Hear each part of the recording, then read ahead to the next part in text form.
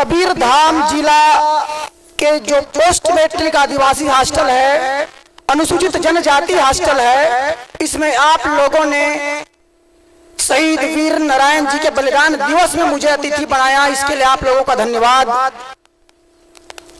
जैसा कि मेरे साथी जिन्होंने मुझे यहाँ पर आमंत्रित किया, उन्हें बताया कि मैं दलित एक्टिविस्ट हूँ। मैं आप लोगों के बीच में 10 मिनट से ज्यादा नहीं लूंगा, लेकिन मैं चाहता हूं कि आप मेरी बातों को सुनिए। ऐसे बलिदान दिवस में सांस्कृतिक कार्यक्रम बच्चों के उत्साह के लिए बेहद जरूरी है, लेकिन जिस राज्य में आदिवासी की बहुलता है, उस राज्य में अगर आदिवासी प्रताड़ित है तो उसका दोषी पढ़ा लिखा जागरूक आदिवासी है। तो मैं चाहता हूं कि मेरे जो युवा साथी हैं, जो छात्र हैं, जो छात्राएं हैं, वे हक अधिकार के बारे में सुनिए, समझिए और आवाज बुलंद करिए। मैं 3 कार्यक्रम यहां देखा, तीनों के तीनों कार्यक्रम में बस्तर और बस्तरिया गाना आपस में जुड़े हुए हैं, लेकिन जब बस्तर में आदिवासियों को फर्जी मुठभेड़ में निर्दोष आदिवासियों को फर्जी मुठभेड़ में मारते हैं, तब हम लोग चुप रहते हैं। मेरी बातों को ध्यान से सुनिएगा। छत्तीसगढ़ में आदिवासियों को पुलिस वाले प्रमोशन पाने के चक्कर में, मैं सभी पुलिस वालों पर आरोप नहीं लगा रहा हूं, लेकिन ताड़ मेटला कांड जिसमें जांच हुई और साबित हो गई है कि आदिवासियों को, निर्दोष आदिवासियों को नक्सली बताकर मारा गया। पिछले साल कांग्रेस शासन के कार्यकाल में जो मैं ताड़ मेटला कांड बता रहा हूं, ये भारतीय जनता पार्टी के कार्यकाल में हुआ है। सिलगेर की घटना जो कांग्रेस पार्टी की सरकार थी तब घटी। गोमपाड़ जहां पर निर्दोष आदिवासियों को मारा गया है।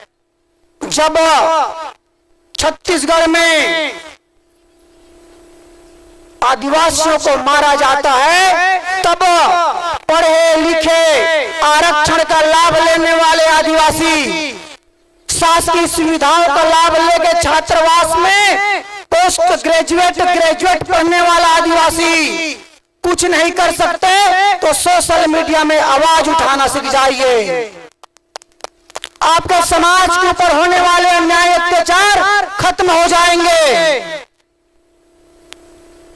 लगभग 30% ऐसे लोग होंगे जो सोशल मीडिया चलाते हैं, लेकिन समाज के ऊपर होने वाले अन्याय अत्याचार पे चुप्पी साध लेते हैं।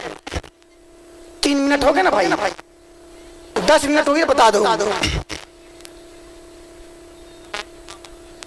निशांत जैन, मैं जो बोलता हूँ खुलेआम बोलता हूँ, नाम लेके बोलता हूँ, क्योंकि बिना सबूत के साक्ष्य के मैं कुछ नहीं बोलता हूँ।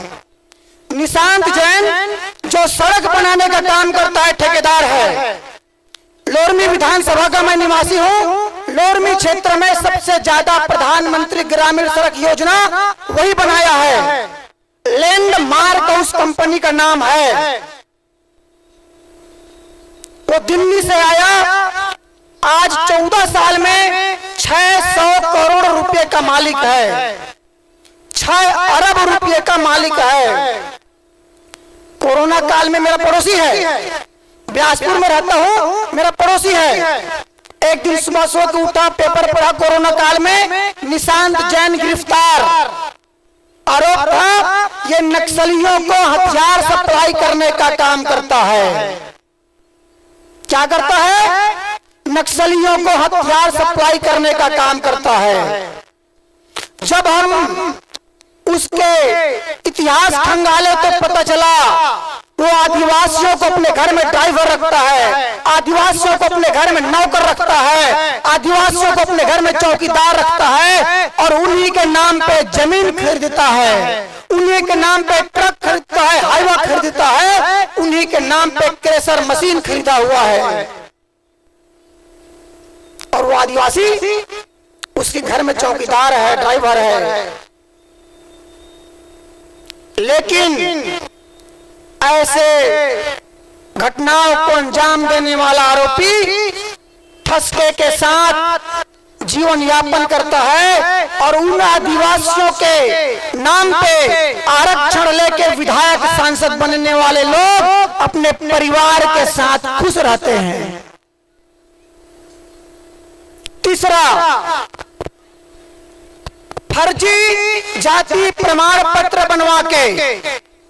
मेरे युवा साथी भाई बहनी थोड़ा सुन लो, ये आपके हक अधिकार की बात है। आप लोग पढ़ते हो नौकरी पाने के लिए, लेकिन उस नौकरी को छत्तीसगढ़ में दूसरे लोग फर्जी जाति प्रमाण पत्र बनवा के हड़पने का काम करते हैं।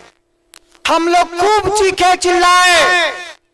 जाति प्रमाण पत्र छानबीन समिति ने 20 नवंबर या 25 नवंबर हो सकता है 2020 में 267 लोगों का नाम सूची जारी किए कि ये लोग इस विभाग के लोग इस पद में बड़े बड़े अधिकारी बन के नौकरी कर रहे हैं, इनकी जाति प्रमाण पत्र फर्जी है।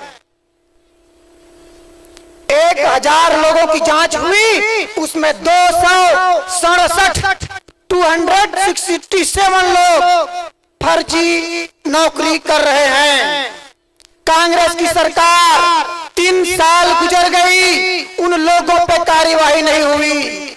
हम लोग रायपुर में मंत्रालय के सामने प्रदर्शन किए, हमें पुलिस वाले उठा के तूता में भेज दिए। हमारे साथी जो वीडियो बना रहे हैं, इन लोग लगभग 10 दिन तक आमरण अनशन किए, बिना खाना खाए अनशन में बैठे। सरकार का बड़ा अधिकारी डी सिंह, जो सामान्य प्रशासन विभाग का सचिव है, वह कहता है ये प्रदर्शन करने वाले लड़के अगर मर जाएंगे तो सरकार को कोई फर्क नहीं पड़ने वाला है, क्योंकि इनके समाज में जो SC ST विधायक हैं, जिनकी जिम्मेदारी है आवाज उठाने की, जो लोग मुख्यमंत्री के साथ बैठ के मीटिंग करते हैं, मंत्री हवाई जहाज में दौरा करते हैं, वे लोग आवाज क्यों नहीं उठाते हैं? अगर इनके समाज के मंत्री और विधायक आवाज उठाते, इन बच्चों को अपनी जान जोखिम में डालकर अनशन करने की आवश्यकता नहीं होती। ये बात जब पत्रकार हमको आगे बताया, यार बड़ा अधिकारी इस तरीके से बयान दे रहा है, हम बोले अगर हमारे वजूद को नकार रहा है, हमारे अस्तित्व को नकार रहा है, तो आप हमारी वीडियो बनाइए, प्रयास करिए कि इसको मीडिया में भेजिए। हम वादा करते हैं आने वाला विधानसभा सत्र होगा, उसमें हम लोग निर्वस्त्र होकर प्रदर्शन करेंगे। सरकार हमारी बातों को गंभीरता से नहीं ली।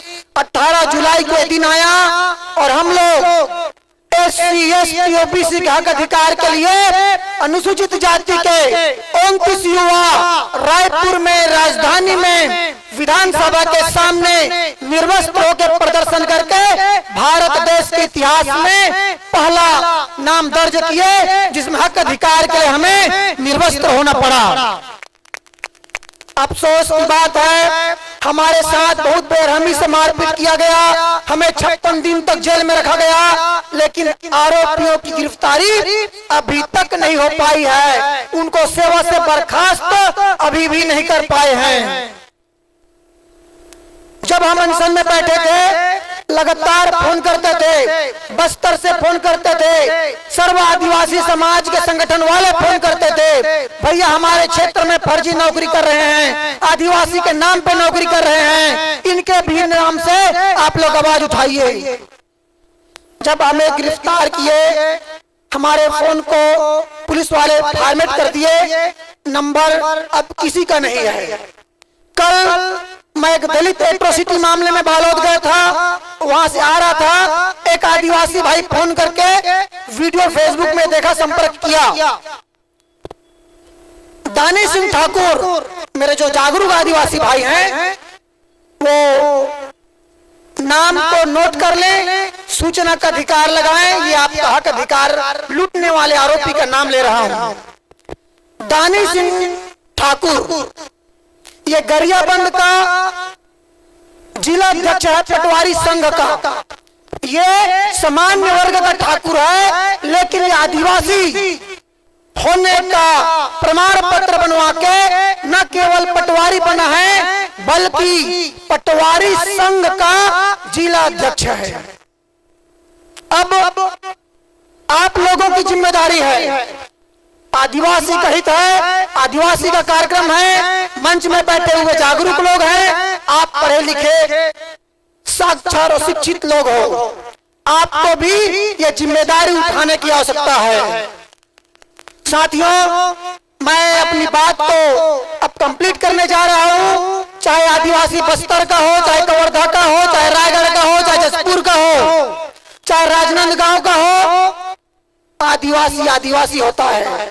चाहे राजस्थान का हो, चाहे मध्य प्रदेश का हो, आदिवासी आदिवासी होता है। चाहे नागालैंड का हो, चाहे मणिपुर का हो, हर आदिवासी के आंसू को पोंछना सीखिए, आप लोग आने वाले समय में सुरक्षित रहोगे। मेरे साथ नारा लगाइएगा, जो मेरा प्रिय नारा है। मुझे बस्तर में आदिवासी लोग सिर्फ 10 मिनट बोलने के लिए बुलाते हैं। जब मैं भाषण देता हूँ तो 3 लोग खड़ा होके, एक गोंडी में, एक धुरवा में, एक हल्बी में ट्रांसलेट करते हैं। चूंकि वहाँ के लोग हिंदी नहीं जानते हैं, छत्तीसगढ़ी नहीं जानते हैं, लेकिन मैं वहाँ भी उस नारा को उन लोगों को बोलना सिखाया हूँ। मैं चाहता हूं कि हर कोई मेरा बिलासपुर से जो आने का कार्यक्रम हुआ है उसको सार्थक बनाइएगा, मेरे साथ नारा लगाइएगा, एक तीर एक कमान। लगता तुम मतलब पता नहीं है, मैं बार बार जाके बस्तर के आदिवासी ले सिखा डरे हुआ जरा हिंदी छत्तीसगढ़ी नहीं आवे। एक तीर एक कमान सबके मुंह से आवाज आना चाहिए। अगर मैं माइक छोड़ दूंगा तो मैं वादा करता हूं आप लोग से ज्यादा चिल्लाऊंगा। एक तीर एक कमान, एक तीर एक कमान। जय जोहार, सेवा जोहार, जय बुढ़ादेव।